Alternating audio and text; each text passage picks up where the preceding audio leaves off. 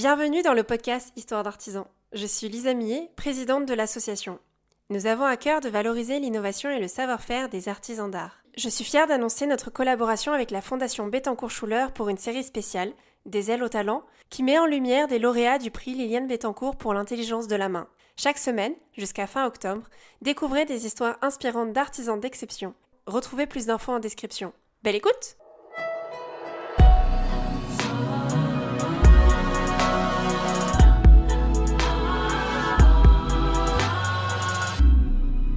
Des ailes au talent. Je vous propose de faire connaissance avec des artistes qui maîtrisent les techniques et savoir-faire des métiers d'art. Des ailes au talent, c'est une série de portraits de femmes et d'hommes dont le talent et le parcours méritent d'être racontés. Des portraits littéraires. Nous avons choisi de donner la parole à des écrivaines et à des écrivains. Chaque épisode de ce podcast est donc le fruit d'une rencontre entre un artisan d'art et une plume. L'autrice que vous allez entendre dans cet épisode, c'est Catherine Cusset. Elle tire le portrait de la céramiste Christine McCurdy. Vous écoutez la 3e saison des ailes au talent. Soyez les bienvenus.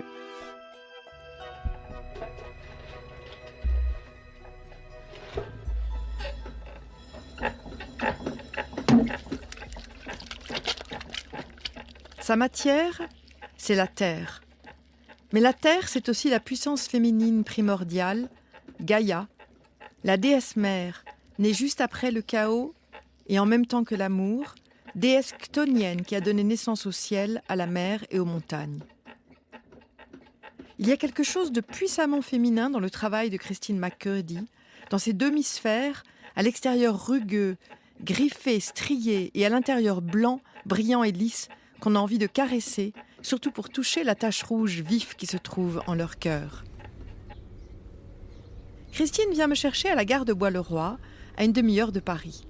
Nous entrons bientôt dans la petite maison où elle s'est installée il y a 25 ans, avec son mari et ses 2 fils, meublée de fauteuils années 50, colorés et design, et d'objets de brocante. Juste à côté, un vaste atelier rempli de ces sculptures en céramique donne sur un jardin très vert, une vraie image d'Épinal de l'artiste. Mais le trajet qui l'a menée à ce rêve n'est pas simple. Elle m'intrigue, cette Américaine qui a vécu presque toute sa vie en France sans perdre son accent américain, comme j'ai vécu moi-même 35 ans aux États-Unis sans perdre mon accent français. Christine McCurdy a beaucoup bougé, enfant, car son père travaillait dans le business international.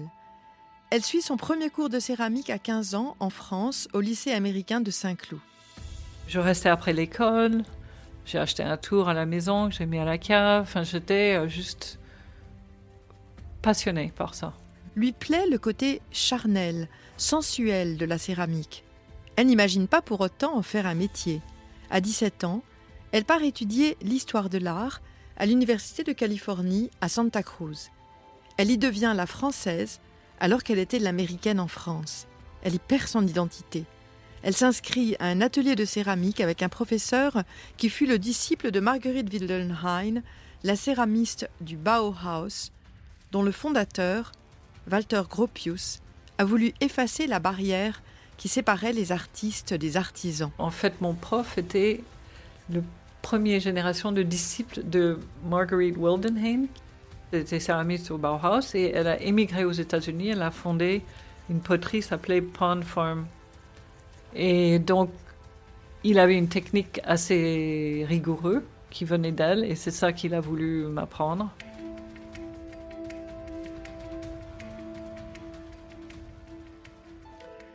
Après quelques années d'errance entre les États-Unis et la France où elle retourne étudier l'archéologie, c'est à New York, où elle rejoint son petit ami à 23 ans, que se produit la révélation qui va changer sa vie. Alors qu'elle passe ses journées à la bibliothèque pour ses recherches sur l'état de l'archéologie du monde moderne aux États-Unis et se rend le soir à un cours de céramique à la Parsons School of Design, elle s'aperçoit qu'en journée, elle ne cesse de regarder sa montre, tandis que le soir, elle ne voit pas le temps passer. Il y a un truc qui ne va pas dans ma vie et j'ai compris en fait que j'étais sur le mauvais chemin. La passion peut-elle devenir un métier ? Il y a quelque chose d'addictif dans la passion. Elle s'impose. Je comprends Christine, moi qui ai écrit un roman alors que j'étais prof d'université depuis 3 ans et qui ai su que je ne pourrais plus rien faire d'autre. Mais il faut gagner sa vie. Christine se retrouve à Paris titulaire d'une maîtrise, quittée par son petit ami, perdue.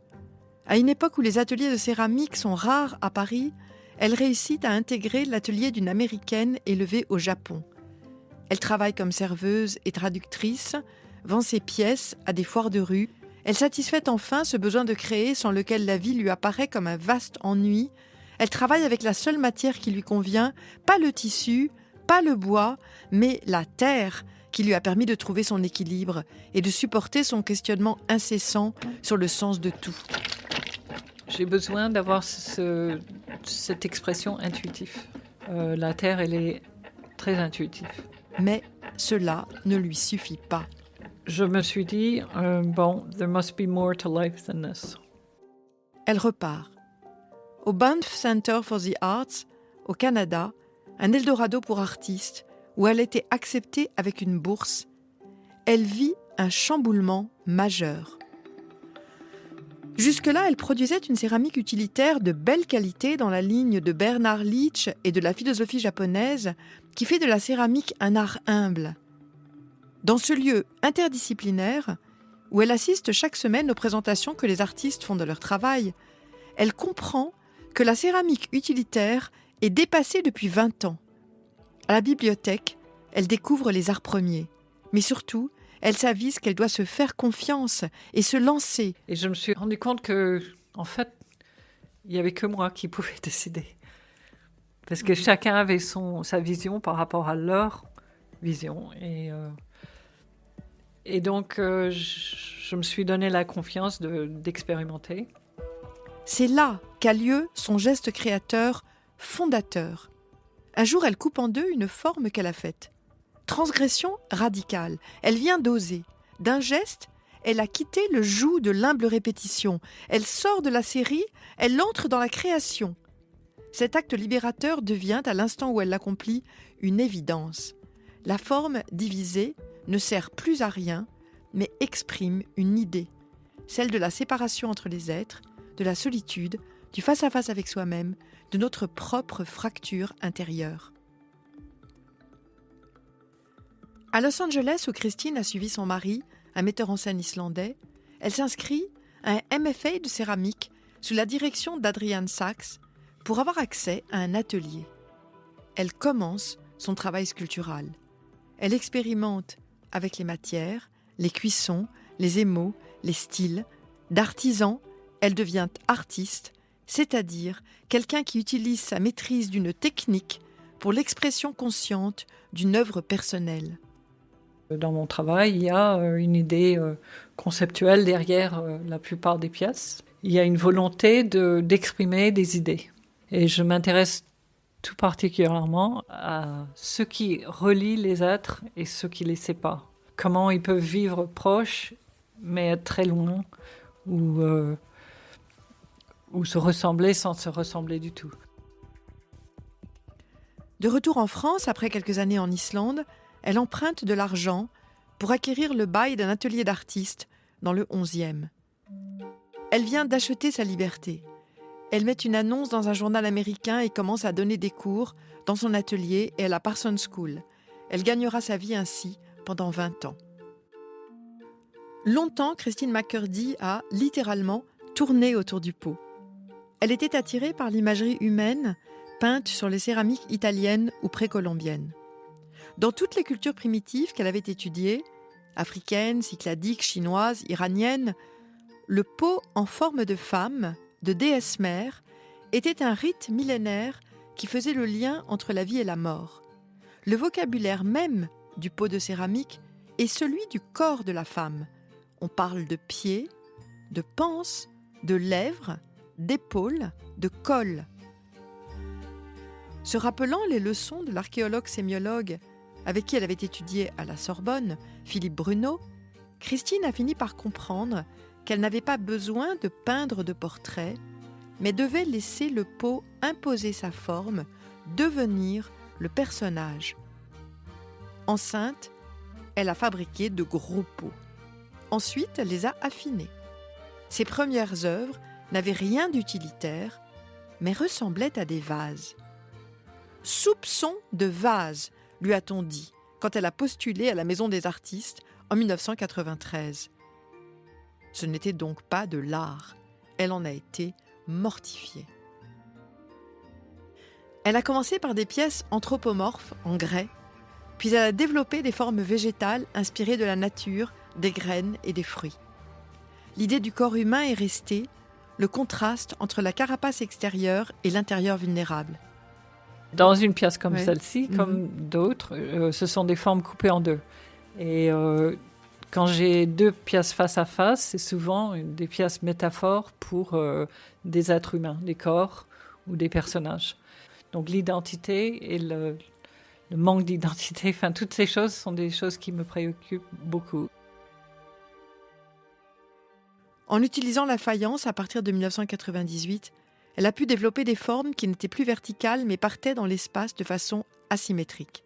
Sa forme s'est libérée. En même temps, elle s'est mise à construire ses objets au colombin. Au colombin, je ne connais pas ce vocabulaire. Elle m'explique qu'elle a quitté le tour, qui la forçait à tourner dans un axe symétrique. Elle s'est mise à façonner ses formes à la main, boudin après boudin, afin de chercher la ligne juste. C'est une histoire de vibrations et de millimètres. Ça ne s'explique pas. Une question d'un millimètre où ça vibre et un autre millimètre plus loin, ça ne vibre plus. Et moi, je cherche la ligne de ligne en ligne. Et cette énergie, justement, qui fait vibrer une pièce. Je l'entends.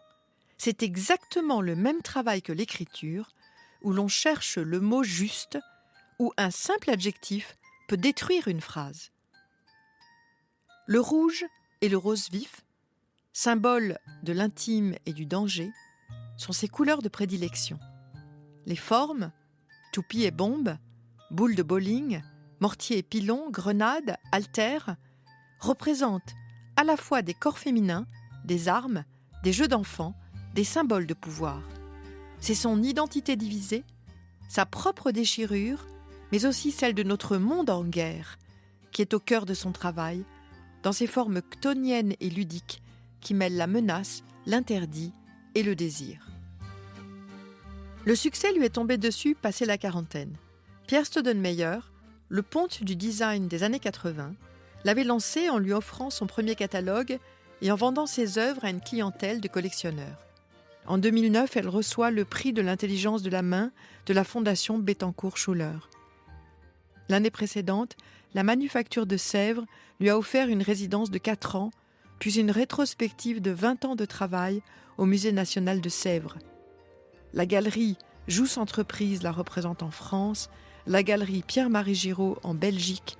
Un rêve d'enfance se réalise. Ce succès est une chance extraordinaire dont elle a conscience.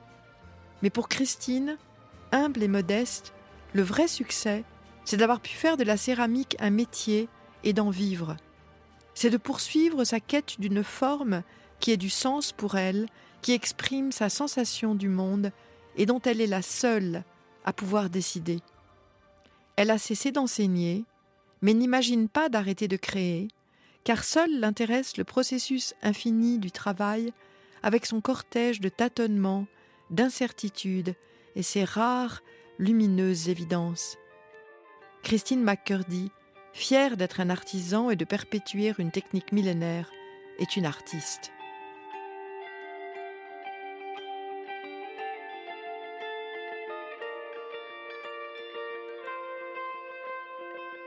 C'était le portrait de la céramiste Christine McCurdy, un texte écrit et lu par Catherine Cusset. Des ailes au talent est un podcast de la Fondation Bettencourt-Schuller, réalisé par le studio Radio France en collaboration avec les éditions Gallimard.